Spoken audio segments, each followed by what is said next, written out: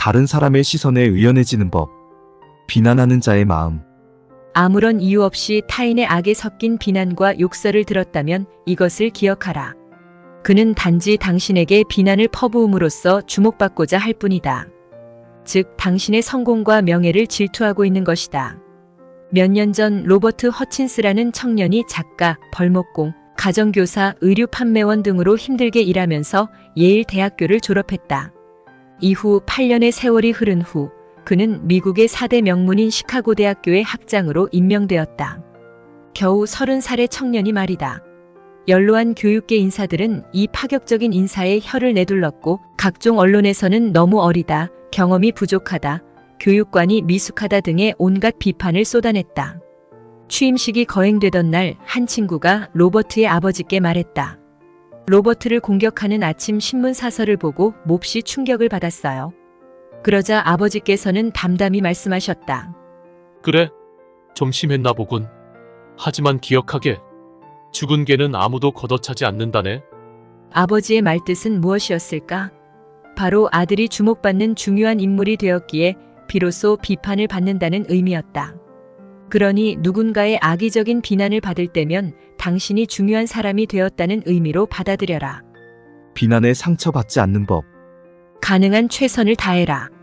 그리고 비난의 빗줄기에 흠뻑 젖지 않도록 우산을 단단히 받쳐들어라. 몇 년 전 내 세미나에 참석했던 뉴욕 선지의 기자가 나와 내 일에 관해 비판적인 기사를 실은 일이 있었다. 모욕감까지 느꼈던 나는 무척 화가 치밀었다. 그래서 선지의 집행위원회 의장인 길 하저스에게 전화를 걸어 보도된 칼럼의 진상을 설명해달라고 요구했다. 나는 그 기자 녀석에게 본때를 보여주고 싶었던 것이었다. 하지만 이젠 당시의 충동적인 행동이 부끄러울 뿐이다. 그 당시 아마도 독자의 절반가량은 그 기사를 읽지 않았을 것이고 만약 읽었더라도 대부분은 그저 우스갯소리로 넘겼을 터였다. 그리고 아마 몇 주 후에는 그 기사에 대해 까맣게 잊어버리고 말았을 것이다. 사람들에게 조롱을 받거나 무시를 당하더라도 분노와 자기연민에 빠지지는 마라. 오히려 지금 처한 환경이 정말로 최악일까? 하루빨리 벗어나려면 어떻게 해야 할까? 를 생각하라. 내가 저지른 바보 같은 짓. 자신이 저지른 잘못을 기록해두고 스스로 반성하라. 세상에 완벽한 인간은 없다. 그러므로 공정하고 건설적인 비판을 받아들여 스스로를 진보시키라.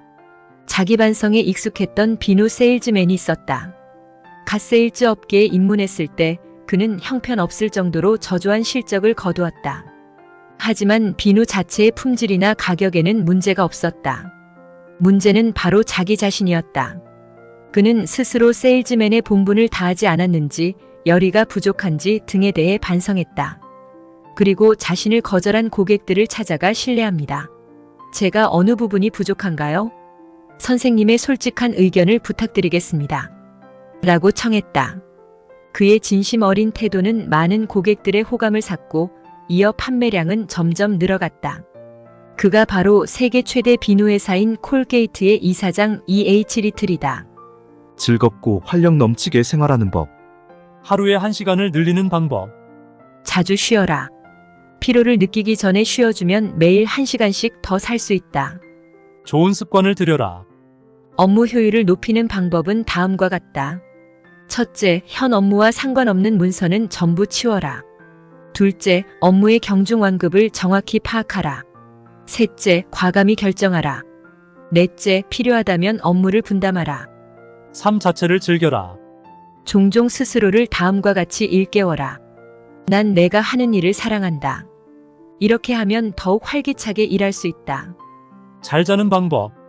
4가지 규칙을 기억하라. 첫째, 잠이 오지 않을 때는 졸릴 때까지 책을 보거나 일을 하라. 둘째, 걱정하지 마라. 셋째, 하나님께 기도하라. 그 후에 누워서 긴장을 풀어라. 넷째, 운동을 많이 해라. 결혼과 가정을 유지하는 법. 문제의 원인은 바로 남편과 아내 그들 자신이다. 결혼이란 두 사람이 함께 추는 춤이다. 따라서 두 사람의 보폭이 맞지 않으면 춤이 어우러지지 못한다.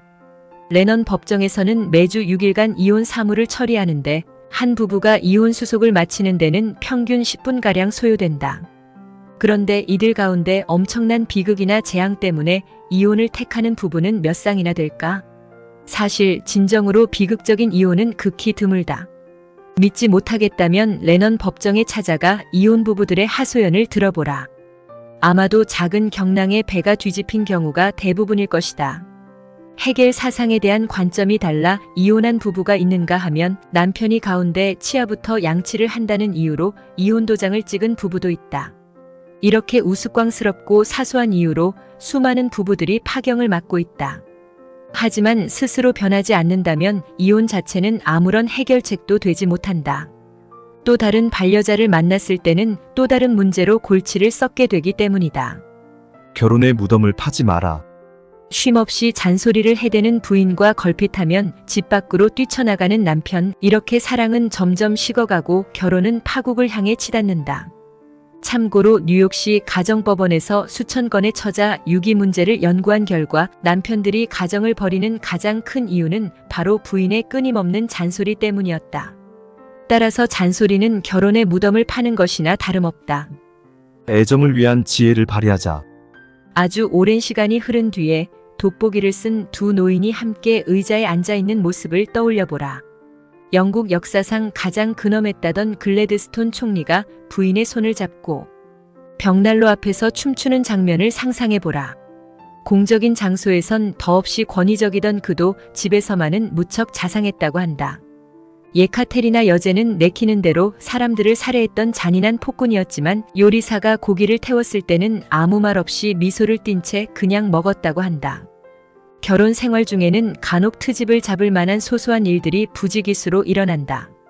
그러나 상대의 결점을 들어 불만을 터뜨려봤자 해결되는 것이 무엇인가? 군왕들이 관용을 베풀었듯 우리도 그렇게 할 수 있지 않을까? 결혼의 문맹에서 벗어나라. 아무리 많은 책을 읽고 수준 높은 교육을 받았더라도 가장 중요한 성적 본능에 대해 무지하다면 결혼 생활은 초라하게 깨어질 수밖에 없다. 성생활은 육체적인 문제인 동시에 정신적인 문제이기도 하다. 가장 숭고하면서도 순수하게 사랑을 표현하는 방식이 바로 성생활 아닌가. 때문에 아름다운 결혼을 위해서는 가장 중요하게 생각해야 할 부분이기도 하다. 남편이든 아내이든 서로의 성적인 행복감을 만족시켜주기 위해 상대의 요구에 경청하라. 부부 공통의 목표를 가져라. 상대방의 꿈을 실현할 수 있도록 도와주어라. 둘이 힘을 합치면 꿈을 이룰 수 있다. 아름다운 결혼을 위해서는 부부 공통의 이상을 세우는 것이 중요하다. 이때에는 이상이 무엇인지보다 함께 꿈을 공유한다는 것 자체가 중요하다. 꿈을 꾼다는 건 무척 설레고 감동적이지 않은가. 이상을 실현하기 위해 노력하고 기뻐하고 좌절하고 눈물 흘리는 그 모든 과정이 부부를 보다 단단히 결속시켜준다. 그냥 내버려 두어라. 그 누구도 꼭두각시가 되고 싶어 하지는 않는다. 또한 꼭두각시 같은 일을 좋아하는 사람도 없다. 탁월한 배관수리공 남편을 둔 아내가 있었다. 남편은 자신의 직업을 무척 좋아했지만 아내는 남편이 배관 장비 따위나 들고 다니는 것을 수치스러워했다. 그녀는 남편이 성공한 화이트 칼라가 되길 원했기에 끊임없이 잔소리를 퍼부어댔다. 결국 아내의 잔소리에 견디지 못한 남편은 어느 대기업의 속기사로 취업했고 끊임없는 노력 끝에 승진을 거듭했다. 하지만 그는 회사 업무에 흥미를 느끼지 못한 채 심한 스트레스에 시달렸다. 그리고 더 이상 부인을 사랑하거나 아끼지도 않았다. 오히려 마음속 어딘가에 아내에 대한 혐오감이 깊숙이 자리할 뿐이었다. 당신만은 그의 공기 펌프가 되어 주어라. 남편의 부족한 점에 대해서는 그의 냉정한 상사가 알려줄 것이다. 그러니 당신만은 남편을 격려해 주어라. 노력하면 반드시 성공할 수 있다는 믿음을 심어 주어라. 결국엔 실패하고 말 거야. 라고 말하는 부인에겐 좀 더 빨리 실패가 찾아갈 뿐이다. 가정의 행복은 성공의 반석이다. 성공한 사람의 뒤에는 항상 그를 지지해주는 가족이 있다. 화목하지 않은 가정에서는 성공을 이루기가 힘들다. 아니, 설사 성공하더라도 진정한 성공이라고 볼 수 없다. 함께 기쁨을 나눌 이도 없는데 성공한들 무슨 의미가 있겠는가.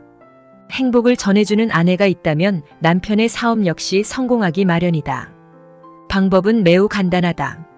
가족들 특히 남편이 편안히 지낼 수 있도록 배려해주는 것이다.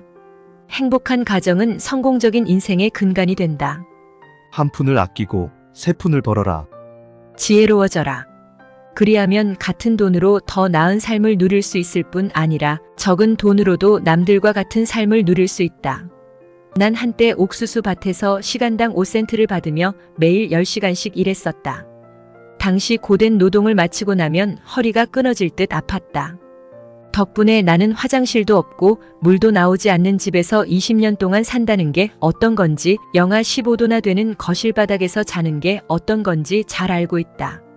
또 1센트를 아끼기 위해 수십 킬로미터를 걷고 이 때문에 떨어진 신발바닥과 양말을 기우는 게 어떤 느낌인지도 생생히 알고 있다. 삶은 그토록 고되었지만 난 언제나 수입 중의 일부를 반드시 저축했다. 그렇게 하지 않으면 마음이 편하지 않았기 때문이었다. 자녀의 경제관념을 배양하라. 자녀들에게 경제관념을 심어주는 것은 유수한 교육 환경을 제공하는 것과 마찬가지로 중요하다. 그래야 당신이 없는 미래에도 자녀들의 앞날을 안심할 수 있다. 오늘날에는 부모들의 경제적 노력만으로는 부족하다. 자녀들에게도 돈에 대한 책임감을 길러줘야 한다. 사실 대부분의 가정에서 어른들은 돈을 절약하려고 애쓰는 반면 아이들은 흥청망청 써대기 일수이다. 진정으로 부유해지기 위해서는 자녀들의 경제관념을 바로 세우는 데 힘써야 한다.